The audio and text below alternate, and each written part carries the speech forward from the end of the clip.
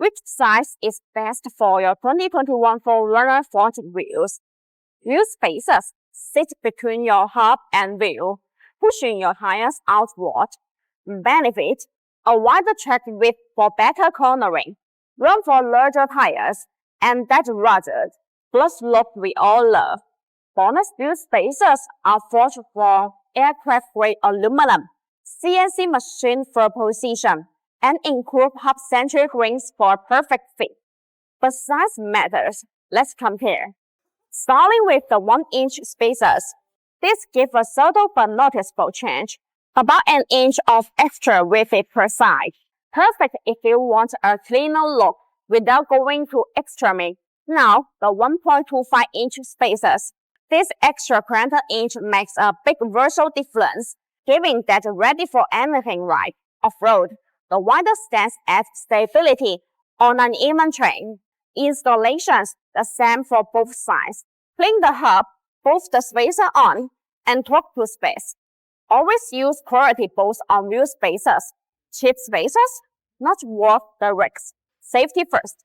When choosing safe wheel spacers, material selection can be very important. They are mainly steel and aluminum alloy.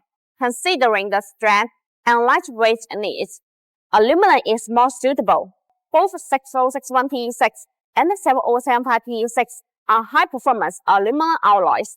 They feature good corrosion resistance, road ability, and mechanical ability. And forged aluminum spacers provide stronger impact resistance, less fatigue strength, longer service life range, and stronger corrosion resistance, much safer than those cheap casting spacers.